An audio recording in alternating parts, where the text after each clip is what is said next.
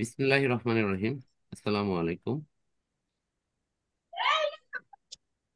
ভৌত আলোক বিজ্ঞানে আমরা তাড়িত চুম্বক তরঙ্গ নিয়ে পূর্বের ক্লাসে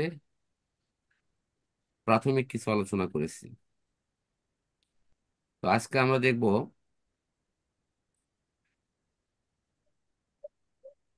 এই তাড়িত চুম্বক তরঙ্গের ক্ষেত্রে গতদিন গামা রশ্মি, এক্স রশ্মি, অতিবেগুনি রশ্মি, লাইট, লাইট মানে যেটা মাধ্যমে আমরা দেখতে পাই, এই অংশগুলো আলোচনা অলরেডি হয়েছে। অবলোহিত মানে এই যে তাপের অংশ সহ হয়েছে, বাট আমরা মাইক্রো তরঙ্গ সহ এই বেতার তরঙ্গের মূল ফরম্যাট গুলো এখান থেকে একটু দেখার চেষ্টা করব এবং এর মাধ্যমে বোঝার চেষ্টা করব যে এই যে আমরা মোবাইলে কথা বলা, টিভিতে অনুষ্ঠান দেখা বা নেট ব্যবহার করার বিষয়গুলো নিয়ে এখানে বেশ কিছু ধারণা ইনশাল্লাহ পাওয়া যাবে। এই যে মাইক্রো তরঙ্গ, তোমরা যদি এখানে তরঙ্গ দৈর্ঘ্যের দিকে খেয়াল করো, 10⁻², 10⁻1, এখানে শুধু ওয়ান, এরপরে 10, এরপরে কত 100, এরপরে 1000, এরপরে কত 10,000, ক্রমান্বয়ে তরঙ্গ দৈর্ঘ্য বাড়ছে।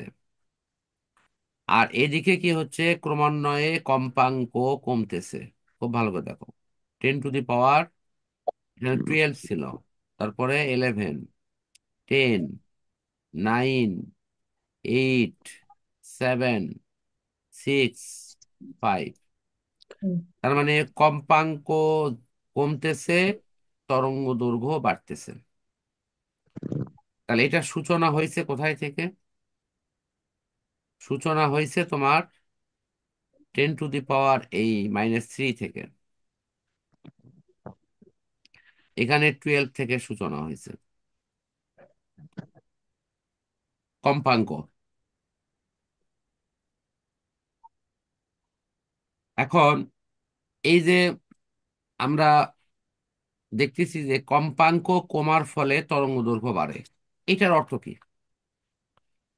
তরঙ্গ যদি এরকম ছোট ছোট হয়, এটার তরঙ্গ দৈর্ঘ্য ছোট, কম্পাঙ্ক বেশি। আর তরঙ্গ যদি এরকম হয়, তাহলে এটার তরঙ্গ দৈর্ঘ্য বড়, কম্পাঙ্ক কম। তোমরা যদি এই ভিতরের দৃশ্যগুলো খেয়াল করো, একটু খেয়াল করে দেখো এরকম দেখতে পাচ্ছ কিনা, দেখো তো এদিকের তরঙ্গগুলো চাপানে, হুম। ঠিক কিনা? জি হ্যাঁ স্যার। এখন এই অবলোহিত অংশের পর, অবলোহিত মানে যে তরঙ্গের মধ্য দিয়ে তাপ শক্তি আমাদের কাছে আসে, সেইটার পর এই যে মাইক্রো তরঙ্গ, ইউআরএফ, এটাকে বলা হয় আপার রেডিও ফ্রিকোয়েন্সি। তারপর very high frequency, VHF, SW, এটার নাম হলো শর্ট ওয়েভ মানে ক্ষুদ্র তরঙ্গ। এটার নাম হলো মিডিয়াম ওয়েভ মানে মধ্যম তরঙ্গ। এটার নাম লং ওয়েভ মানে অনেক বড় তরঙ্গ, এই যে এরকম ঢেউ, ঢেউটা অনেক বড়।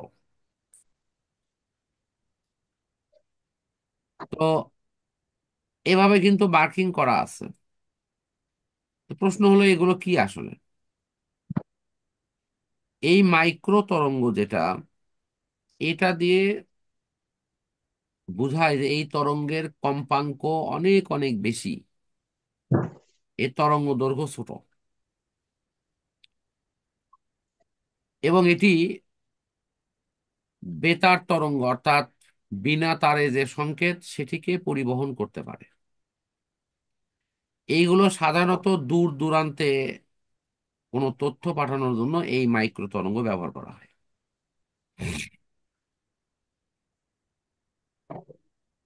আপার রেডিও ফ্রিকোয়েন্সি, এটা হলো বাংলাদেশ থেকে বা বিদেশ থেকে, এক দেশ থেকে আর এক দেশে অনুষ্ঠান প্রচার করার জন্য এই রেডিও ফ্রিকোয়েন্সি গুলো ব্যবহার করা হয়। ভেরি হাই ফ্রিকোয়েন্সি ঠিক সেম। তবে এটা যে শুধু রেডিও সিগন্যাল দেওয়া হয় এমনটা না, এটাকে আমরা নেটের ব্যাপারটাও ধরতে পারি। বর্তমানে যে নেটের সংযোগটা দুভাবে দেওয়া হয়, একটা হলো তারে, একটা বিনা তারে। বিনা তারের সংযোগগুলো কিন্তু এই প্রযুক্তিতেই হয়। কারো বাসায় যদি রেডিও থাকে, রেডিও কিন্তু আসলে মোবাইল ফোনের একটা ভিন্ন সংস্করণ। আমরা যে মোবাইল ফোন ব্যবহার করি এটা সেম রেডিও, কিন্তু এই রেডিওতে রিসিভার এবং ট্রান্সফর্মার, মানে ট্রান্সমিটার দুটোই থাকে। অর্থাৎ তথ্যকে সে রিসিভ করতে পারে, আবার তথ্যকে সে পাঠাতেও পারে। তথ্যটা রিসিভ করার জন্য মাঝখানে একটা কোম্পানি তার নেটওয়ার্ক সিস্টেম ব্যবহার করতে দেয়। ফলে ওই নেটওয়ার্ক সিস্টেম ব্যবহার করার জন্য ওই মোবাইল অপারেটরকে টাকা প্রদান করতে হয়। বাট বাংলাদেশ বেতার যে রেডিও যন্ত্র আমাদের হাতে দিয়েছে, এই রেডিও থেকেও আমরা কিন্তু কথা শুনতে পাই, কিন্তু সেখানে কোনো টাকা পে করতে হয় না। যদিও রেডিওর ক্ষেত্রে সরকারি কিছু ভ্যাট আছে, প্রতি বছরের কিছু ট্যাক্স আছে, সেটা ভিন্ন জিনিস। কিন্তু নর্মালি মোবাইল ফোনে যেরকম প্রতি মিনিটে একটা বিল ওঠে, এটার কিন্তু কোনো বিল উঠবে না। দ্বিতীয়ত, রেডিওতে আমরা কোনো কথা ওই সেন্টারের কাছে পৌঁছাতে পারি না, কিন্তু মোবাইলে কিন্তু সেটা সম্ভব। তাহলে মোবাইল এবং রেডিওর মধ্যে মূল পার্থক্যটা আমরা অনেকটা বুঝতে পারলাম। তাহলে মোবাইলে এই যে ওয়েবগুলো ব্যবহার করা হয়, এই ওয়েব, এই ওয়েবগুলোর আসলে ব্যবহারের প্রক্রিয়াটা কি? মনে করো আহ এই যে 10⁻⁻² থেকে 10⁻, হয়তো -1 পর্যন্ত মোবাইল কোম্পানিগুলো দেওয়া হলো। এইটাকে আবার ভাগ করে দেওয়া হয়, যে এইটুকু ব্যবহার করবে গ্রামীণ ফোন, এইটুকু ব্যবহার করবে রবি, এইটুকু হলো বাংলালিংক, এইটুকু হলো এয়ারটেল, এইটুকু হলো টেলিফোন। বিভিন্ন সেবা কোম্পানিগুলোকে এই কম্পাঙ্ক এবং তরঙ্গ দৈর্ঘ্য ভাগ করে দেওয়া হয়। যখ- যখন এই কম্পাঙ্ক এবং তরঙ্গ দৈর্ঘ্য ভাগ করে দেওয়া হয়, ঠিক আছে, ভাগ করে দেওয়ার পর হুম। দেখা যায় তারা ওই নির্দিষ্ট ফ্রিকোয়েন্সির মধ্যে প্রত্যেকটা সিমের পিছনে একটা কোড ব্যবহার করে। তোমরা দেখো, একটার নাম হলো মোবাইল নম্বর, একটার নাম সিম নম্বর। তো হ্যাঁ কম্পিউটারের স্যার। ঘর আছে এরকম দুইটা, এরকম দুইটা ঘর আছে। মানে প্রত্যেকের জন্য কম্পিউটারে এরকম দুটো করে ঘর কাটা আছে। ওপরে লেখা আছে হলো মোবাইল নম্বর এম, আর তার নিচে লেখা আছে এস, মানে সিম নম্বর। এই সিম নম্বরের কোনো পরিবর্তন হয় না। ধরো গ্রামীণ ফোন কোম্পানি হয়তো বাজারে 6 কোটি সিম ছাড়ছে, এই সিম নম্বর যেটা সেরকমই আছে। তার মানে কি দাঁড়ালো? আমার ধরো গতকাল একটা সিম হারায় গেছে। আমি যখন গ্রামীণ ফোনে গিয়ে যখন ওই সিমটা উঠাচ্ছি, তখন কি করছে গ্রামীণ ফোন, এই যে যেহেতু সিম নম্বর সে তুলে রাখছে, তখন দেখতেছে যে এই মোবাইল নম্বরটা তার হারিয়ে গেছে। তখন উনি করতেছে কি, এই সিম নম্বরের তো পরিবর্তন হবে না, সিম নম্বর কিন্তু যা তাই থাকবে, কিন্তু মোবাইল নম্বরটা আমার হারিয়ে গেছে। এখন ওই সিমের পিছনে কিন্তু একটা নাম্বার দেওয়া ছিল, খুব ভালো করে বলো। যখন কোম্পানি সিম আমার কাছে বিক্রি করছে, তখন কিন্তু ওই নম্বরটা কোম্পানির কাছে চলে গেছে। কিভাবে গেছে? তোমরা নিশ্চয়ই মোবাইল যখন সিম বিক্রি করে, তখন একটা যন্ত্রকে তোমরা দেখছো, স্ক্যান করা যন্ত্র, লাল রশ্মি বের হয় ওই হ্যাঁ সিমের স্যার, দেখছি। পিছনে। সিমের পিছনে অথবা ওই যে যে কাগজের সাথে থাকে, সে কাগজের পিছনে একটা ওই লাল আলো ফেলার সাথে সাথে ক্রিক করার শব্দ হয়। জি স্যার। শব্দ হওয়ার অর্থ হচ্ছে ওই সিমের যে নম্বর এটা কিন্তু কোম্পানির কাছে চলে গেছে। তার মানে আমার নামে যে সিম নম্বর এটা কিন্তু স্থায়ীভাবে বরাদ্দ আছে, ওই নম্বরের সিমটাই আমার জন্য বরাদ্দ, মানে সিম নম্বর এটা।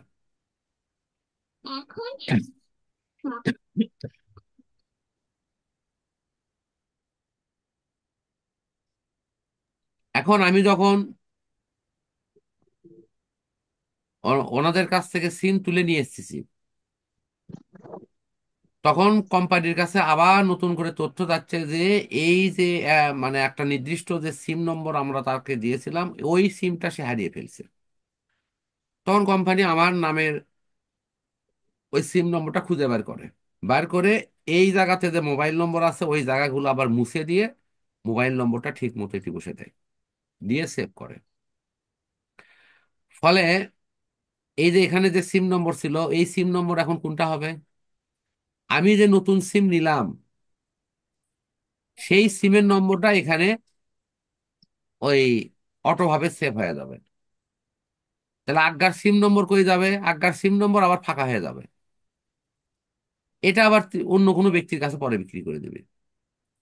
তাহলে আমার কাছে কি থাকলো? আমি যে 017-এর যে কোড দিয়ে যে ফোনটা ব্যবহার করি এই মোবাইল নম্বর কিন্তু সেম থাকলো, শুধু আমি যে সিমটা হারায় ফেলছি ফলে ওই মোবাইল নম্বরের পিছনে যে সিম নম্বর ছিল এটা চেঞ্জ হয়ে গেল, কারণ আমি তো নতুন সিম নিলাম। এবং সেই সিমেরও কিন্তু সাথে দেখবে একটা নম্বর দেওয়া থাকে, এরকম দেখা দেখুনি কেউ? হ্যাঁ স্যার, সিমেরও নাম্বার দেওয়া থাকে। তাহলে আমার ওই যে মোবাইল 017-এর সাথে ওই যে আর একটা ঘরে ওই এই যে এখন যে সিমটা কিনলাম এই সিমের নম্বর কোম্পানি এখানে বসে দিয়ে আমার কাছে সিমটা বিক্রি করলো। ফলে আমার সিম হারিয়ে গেছে কিছুক্ষণ আগে, আমি এই তার পরপরই নতুন সিম তুললাম, দেখা যাচ্ছে সেই সিমেও কিন্তু ওই 017 নম্বরই কল ঢুকতেছে। কারণটা কি? কারণ এই জায়গাতে যে পুরাতন সিমের নম্বর ছিল এটাকে ডিলিট করে দেওয়া হয়েছে, এটা মুছে দেওয়া হয়েছে, দিয়ে নতুন সিমের নম্বর এখানে বসে দেওয়া হয়েছে। ফলে এই সিমের সাথে তখন এই মোবাইল নম্বরের কানেকশন হয়ে গেছে। আশা করি বুঝছো। বুঝছি স্যার। হ্যাঁ জি স্যার। তাহলে আমার এতগুলো কথা বলার অর্থ হচ্ছে যে এই তাড়িত চুম্বক তরঙ্গর মাধ্যমে কিন্তু মোবাইল কোম্পানিগুলো এই সিস্টেমে তারা কাজ করতেছে, এই ল্যান্ডফোন গুলো একইভাবে কাজ করতেছে। এখন আহ সবচেয়ে বেশি ব্যান্ডউইথ ব্যবহার করে বাংলাদেশে, তার সেই কোম্পানির নাম হলো গ্রামীণ ফোন। এবং এই কারণের জন্য তাদের সিমটাও বেশি, ব্যান্ডউইথ মানে তার পরিসরটা বড়। আহ আমি মনে করো কাউকে যদি 10,000 ব্যান্ডউইথ দেই তাহলে হয়তো সে 10,000 সিম তৈরি করতে পারবে।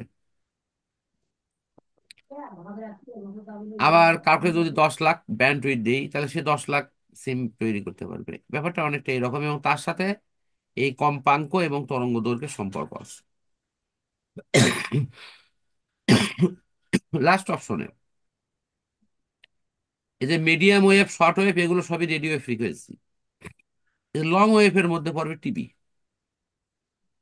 আমরা যে টিভি ব্যবহার করি এটা দু রকমের, একটা হলো টেলিকাস্ট টিভি, টেরিস্টোরিয়াল যোগাযোগ ব্যবস্থা, যেটা ভূপগ্রহের মাধ্যমে স্থানীয়ভাবে প্রচার হয়।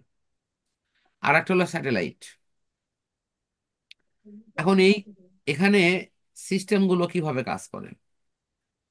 মনে করো আমি এটিএন বাংলা একটা চ্যানেল, এনটিভি একটা চ্যানেল, তারপর বাংলা ভিশন একটা চ্যানেল, এই তিনটা চ্যানেলের কথা বলি। এটিএন বাংলার জন্য একটা ফ্রিকোয়েন্সি বরাদ্দ আছে হয়তো 800, এটিএন এনটিভির জন্য হয়তো 801, বাংলালি বাংলা ভিশনের জন্য হয়তো দেওয়া আছে 802। এখন ওই যে আমরা যে মানে এখন তো অধিকাংশ টিভি রিমোট, রিমোটের বাটন হুম। চাপি, সেই বাটনের পেছনে এই ফ্রিকোয়েন্সি গুলো বসানো আছে। যখন আমি চ্যানেলে হয়তো 40-এ ক্লিক দিচ্ছি তখন দেখা যাচ্ছে ফ্রিকোয়েন্সি হতে কত, এখানে হচ্ছে হলো তোমার 802। তাহলে 40 বাটন চাপার সাথে সাথে যখন ওই টিভির ফ্রিকোয়েন্সি 802 হচ্ছে, তখন সাথে সাথে কিন্তু আমরা বাংলা ভিশনে চলে যাচ্ছি। আমি যখনই সেটা হয়তো 41 চাপতেছি সাথে সাথে সেটা দেখা যাচ্ছে এনটিভির যে ফ্রিকোয়েন্সি 801, টিভির ফ্রিকোয়েন্সি 801 হয়ে গেছে, তখন এনটিভি ধরতেছে।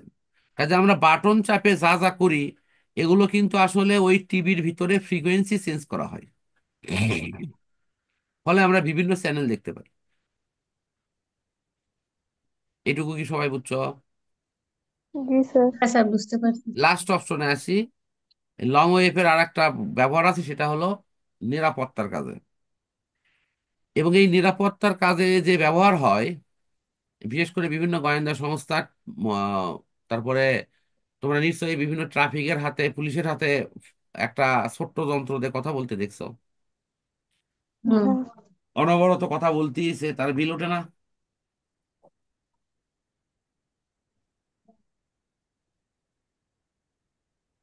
কি মনে হয় সেগুলো কি মোবাইলের মতো?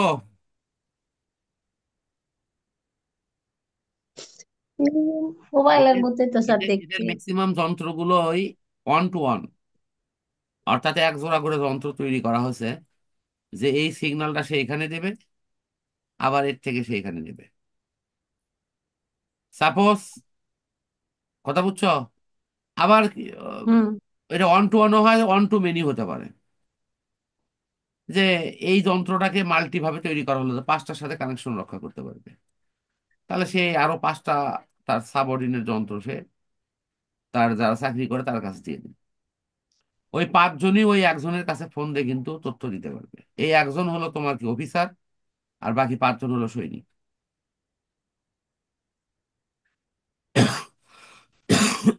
এখন এই ফ্রিকোয়েন্সি গুলো জনগণের কাছে দেওয়া হয় না, কারণ তাতে নিরাপত্তার ঘাটতি হবে। এই ফ্রিকোয়েন্সি কেবল একমাত্র দেশের নিরাপত্তা যারা বাহিনী আছে তারাই ব্যবহার করে। এবং সরকার ওই ফ্রিকোয়েন্সিতে কোনো টেলিফোন, মোবাইল, কোনো পরিষেবা চালায় না। ওটা ওটা একদম আলাদা থাকে।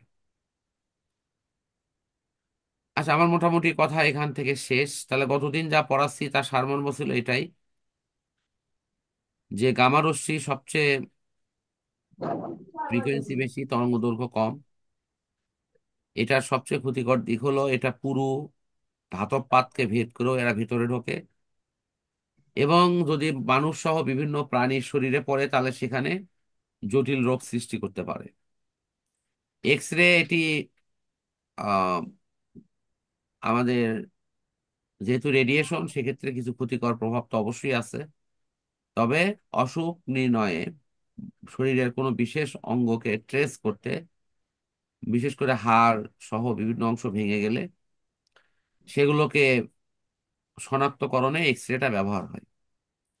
কেউ কোনো জিনিস কোথাও লুকিয়ে রাখছে, সেটাকেও স্ক্যান করে আমরা এক্স রের মাধ্যমে বের করতে পারি। এটার ব্যবহার সবচেয়ে বেশি হয় হলো ওই যে কাস্টমসে, যারা অপরাধ দমনের বিভিন্ন সংস্থা আছে তারা কিন্তু হাতে একটা বিশেষ যন্ত্র নিয়ে থাকে।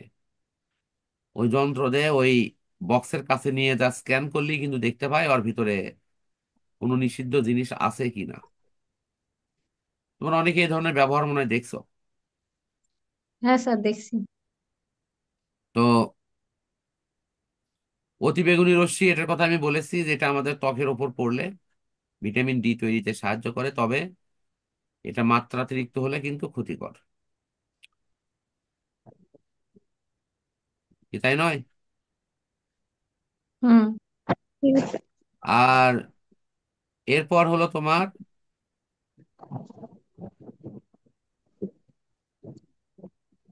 অবলোহিত রশ্মির কথা কি বলছি, যেটা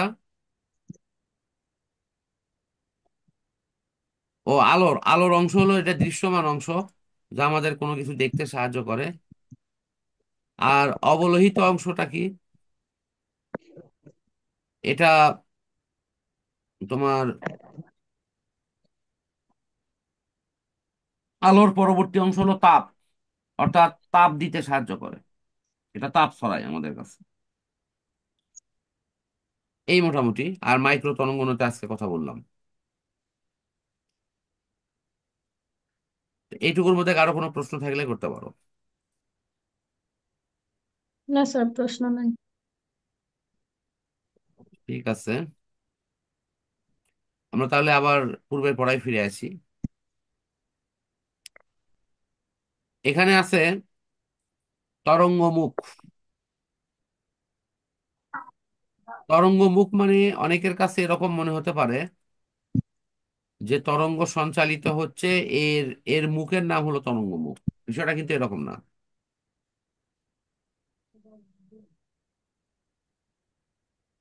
এটা আমাদের কাছে এরকম মনে হবে, বাট তরঙ্গ যেখান থেকে সঞ্চালিত হয় সেই স্থান থেকে তরঙ্গ যদি চারদিকে ছড়িয়ে পড়ে, তাহলে তরঙ্গ মুখ মানে বোঝানো হবে যে একটা নির্দিষ্ট দূরত্বে ওই তরঙ্গের অবস্থানের সব জায়গাকে বলা হয় তরঙ্গ মুখ। যেমন যেটা এটা ঢেউ ঢেউ, এই ঢেউয়ের একদম মাথা সবগুলোকে বলা হবে তরঙ্গ মুখ। অথবা ঢেউয়ের একদম নিচের যে অংশগুলো সেগুলোকে বলা হবে তরঙ্গ মুখ। তাহলে এটা তার আসলে কি বোঝাচ্ছে? তরঙ্গ মুখ বলতে ওইটুকুই বোঝায় যে ওই জায়গাতে তরঙ্গের যে অবস্থা সেটা সব জায়গাতে এক, সেম টু সেম। এই জন্য এখানে একটা ভাষা উল্লেখ থাকে যে সমদশা সম্পূর্ণ কণাগুলোর যে সঞ্চার পথ সেটাকে বলা হয় তরঙ্গ মুখ।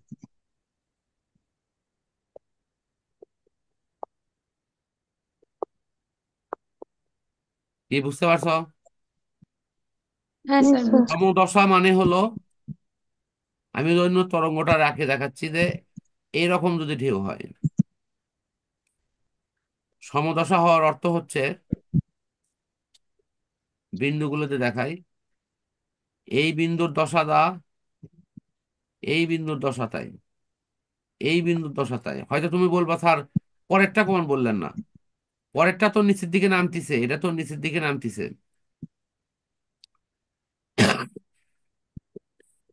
তাহলে ওটার সাথে দশা কার মিলবে? ওইটার সাথে দশা মিলবে হলো তোমার, এই যে দেখো, এখানকার দশা দা, তারপর এখানকার দশা তাই। এখন যদি আমি উপরে দেখাই তাহলে এখানকার দশা যেরকম হবে উপরের দশা ঠিক সেম হবে। আবার যদি আরেকটা ভিন্ন স্থানে দেখাই, সাপোজ এখানকার দশা যা হবে এখানকার দশা তাই হবে, কারণ ওই দুটোই একই লেভেলে আছে। তোমরা কি দশার মানে কি বুঝতে পারছো? আর একবার একটু বলেন।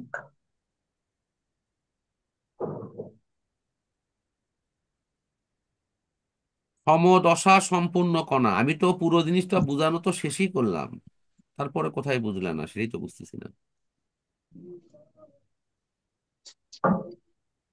কোনো কারণে মনোযোগ হারায় ফেলছো।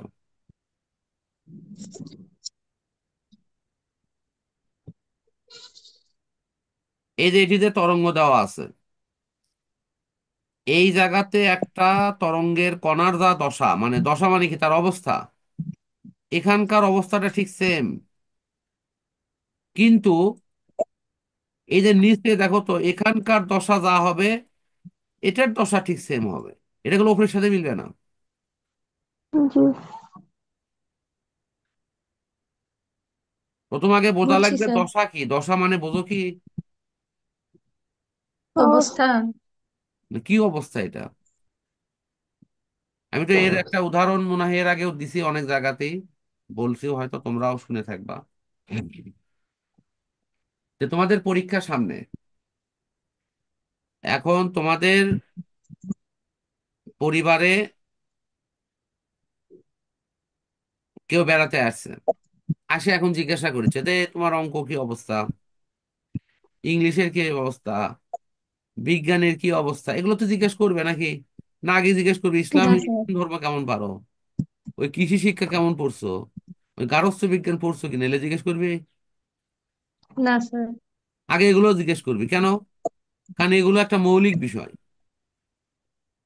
তো এখন তুমি যদি বলো যে অঙ্ক তো একটু পারি কিন্তু জ্যামিতি মাথা ঢোকে না, ত্রিকোণমিতি সেটা তো খালি তিন কোণাতে আমার মাথা ঘুরোচ্ছে, পরিমিতি ওরা তো পরীরা করে, আমি তো আর পড়ি না। তারপর ইংরেজি, ওটা তো ইয়া, মানে ইংল্যান্ডের লোকের ভাষা, ওটা তো আমাদের না।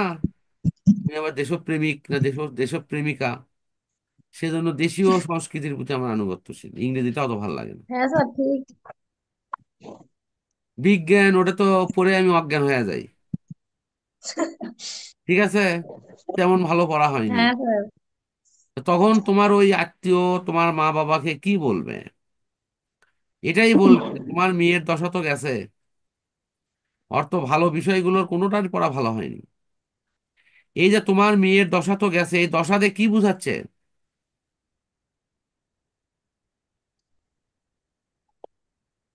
অবস্থান বোঝাচ্ছে। তার অবস্থা বুঝাচ্ছে, তার কন্ডিশন বুঝাচ্ছে। না, না বুঝলে বলবো যে অবস্থার কন্ডিশন বুঝাচ্ছে। কি সুরাই এখন বুঝছো? জি স্যার। এখন আমি ওখানে যে জিনিসটা বুঝাতে চাইলাম, এখানে তরঙ্গ কোন দিকে নামিচ্ছে? নিচ দিকে না? জি। এই জায়গার দেখো তো তরঙ্গ কোন দিকে নামিচ্ছে। নিচ দিকে। এই দুই জায়গার দশা এক হবে। কিন্তু এখানে তরঙ্গ কোন দিকে উঠছে, এটা দেখো তো, এটাকে উপর দিকে উঠছে না? জি। হুম। এখানে কোন দিকে উঠছে? উপর দিকে। তাহলে এই দুই জায়গার দশা এক হবে। এখন দুইজন তো একই লেভেলে আছে, কিন্তু দুইজনের দশা এক হলো না কেন? যেমন আজ এটা আর এটা। কারণ একজন ওপর দিকে উঠিচ্ছে আর একজন নিচের দিকে নামিচ্ছে, তাহলে দুইজনের দশা এক এক হয় কেমনে?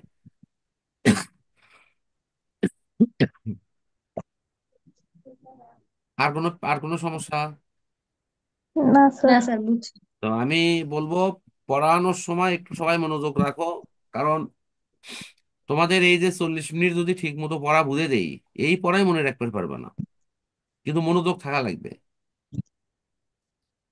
এবং পৃথিবীর যত লেকচার গুলো হয়, ম্যাক্সিমাম লেকচার কেন 40 থেকে 45 মিনিটের? এটার কারণ জানো কি? না স্যার। মানে এটা কি সরকার কি স্যারকে ফাঁকি দেওয়ার সুযোগ দিছে? কারণ তাকে দেওয়ার সুযোগ আচ্ছা দিতে ধরো, পারবে। সরকার তো চাইলে এই একটা করে ক্লাস 1.5 ঘন্টা করে করে দিতে পারতো, কিন্তু দেয়নি কেন? 2 ঘন্টা করে করে দিতে পারতো। স্যার সরকার জানে যে সুলপল মনিটর পাওয়ার লাগে। মনোযোগ রাখতে পারবি না অতক্ষণ ধরে। একজন মানুষের মনোযোগ 40 মিনিটের পর থেকে কমতে থাকে, অনেকের 40-এর আগেও কমতে থাকে। এই জন্য পড়াশুনো 40 মিনিটের ওপর করানো হয় না। কথা বুঝতে পারছো কি? হ্যাঁ জি স্যার বুঝছি। তা এই জন্য আমি বলবো, যে 40টা মিনিট পড়াবো সেই 40 মিনিট একদম কাটায় কাটায় মনোযোগ রাখা লাগবে। আচ্ছা স্যার। কোনো কর্মে মনোযোগ হারা হওয়া যাবে না। কারণ মনোযোগ বিহীন তোমাকে আমি 2 ঘন্টা ধরে পড়ালাম, ওই পড়াতে কোনো উপকার আসবে না। আচ্ছা, তরঙ্গমুখ আশা করি বুঝছো। হাইগেন্সের নীতি কিছুই না। হাইগেন্স যে কথাটা বলতেছে, যে কোনো তরঙ্গমুখের প্রতিটা বিন্দু একটা গৌণ তরঙ্গের উৎস হিসেবে কাজ করে। তার মানে কি? এর মানে হলো, এই যে তরঙ্গ মুখ দেখো, এখান থেকে একটা তরঙ্গ তৈরি হয়েছে এদিকে, এই জায়গাগুলোকে তরঙ্গ মুখ বলিছে। কার সাথে কম্পেয়ার করে? এই দেখো, সব জায়গা থেকে গোল দিছি কিন্তু। তাহলে হুম। এখন প্রশ্ন হলো, কার সাথে কার মিলবে? এই যে লাল কালার দিলাম, এটার সাথে কিন্তু মিলবে এটা, তাই না? দুটোই লাল করছে। জি। হ্যাঁ স্যার। ওর ওর সাথে কি উপরে বানিয়েছে মিলবে? না। না মিলবে স্যার। নাকি? তাহলে ওই হাইগেন্স বলতেছে যে তরঙ্গটা এই মাস কোন একটা জায়গা থেকে উৎপন্ন হয়ে চারদিকে ছড়িয়ে পড়ে, এবং ছড়িয়ে পড়ার সময় সামনে যেখানে এসে তরঙ্গ থামে সেই জায়গাটাই হবে তার নতুন অবস্থান। সেখান থেকে তরঙ্গ সামনে ক্রমান্বয়ে অগ্রসর হয়। এটা হলো তরঙ্গ মুখের নতুন অবস্থান বলা হয়। এই কথাটাই এখানে উল্লেখ আছে। গৌণ তরঙ্গের উৎস হিসেবে কাজ করে, এবং এই অনুতরঙ্গ সমূহ সামনের দিকে অগ্রসর হয়। এখন প্রশ্ন হলো, ওই সামনের দিকে যে অগ্রসর হচ্ছে সেখানে যদি আমরা তরঙ্গ মুখ বলি, তাহলে তরঙ্গ মুখ কোনটা হবে? যেমন যে তরঙ্গটা এরকম ঢেউ ঢেউ, তার তরঙ্গ মুখ হবে, এখানে তুমি একটা স্পর্শ কাকো, যাকে স্পর্শ করে গেল, এটা হবে তরঙ্গ মুখ। আর যেটা বৃত্তাকার এরকম চারদিকে ছড়িয়ে পড়ছে,